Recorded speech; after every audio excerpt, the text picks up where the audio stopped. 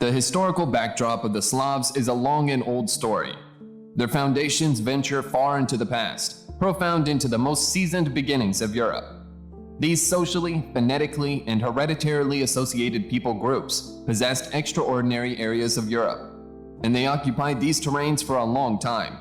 As expected, unmistakable gatherings of Slavic people groups arose: the Polabians in the far north, the Western Slavs, the Southern Slavs, and the Eastern Slavs. Furthermore, it was these Slavic clans who turned into the people groups of Kievan Rus domain. From the most punctual occasions, the shores of the Baltic Sea were occupied by Slavic clans. Be that as it may, the old Balts, old cousins of the Slavs, just flourished in the northwestern region of the Baltic Sea.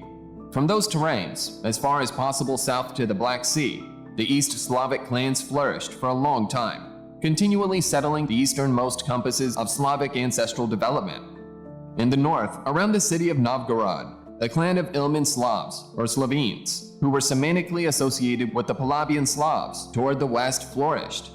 Adjoining them were the significant Krivichi, an incredible Slavic ancestral association.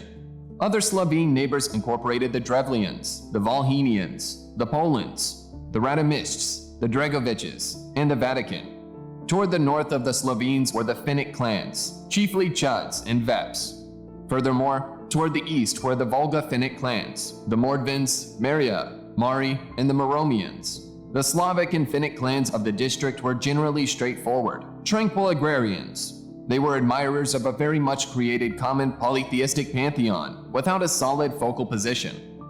These clans were generally familial families, like the Scottish Highland groups or the old Serbian clans of Montenegro. The East Slavic and Finnic clans were generally simple to abuse by their bigger and all the more impressive neighbors. Around the 9th century AD, the regions of these people groups were constantly impacted by the Khazars toward the southeast and the Varangians toward the northwest. These Varangians were Vikings, Norsemen generally from Sweden, who cruised eastwards through the waterway frameworks of the terrains they called the Realm of Towns. These waterway frameworks were ensured by Slavic stream posts. Sooner or later, the Varangians started getting comfortable on these grounds, and not long after, they forced an accolade charge on the Slavic clans. As per the works of the primary chronicle, the Slavs battled the Varangians in 862 and drove them out of their properties. However, before long, as they had no incorporated authority, they passed again into between ancestral clashes, causing them a deep sense of drawback. It is said that these clans chose to allow the Varangians to oversee them, as indicated by specific laws, altogether have unified guidelines for a more noteworthy reason. Depending on old works, for example, the primary chronicle for the complete verifiable realities can be addressed.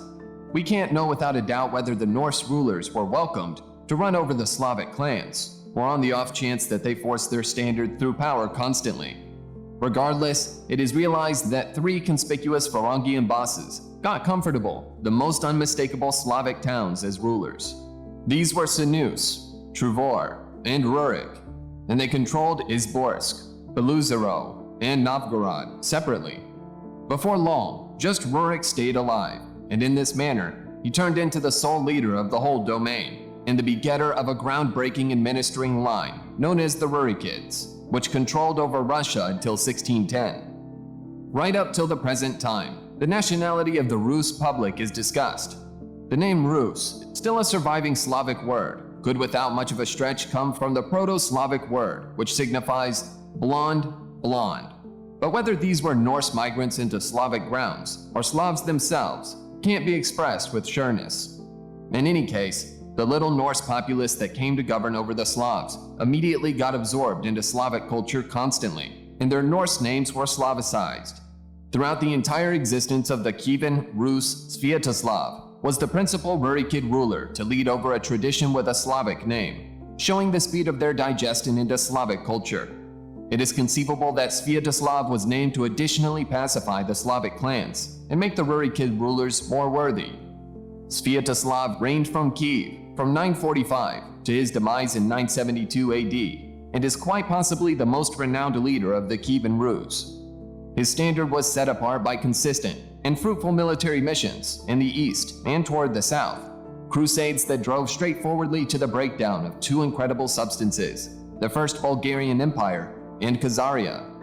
Svyatoslav's standard unmistakably exhibits the real essence of Rurikid rule. He further separated the Slavs, and from Kiev, he drove victories to effectively stifle the semi-autonomous East Slavic clans.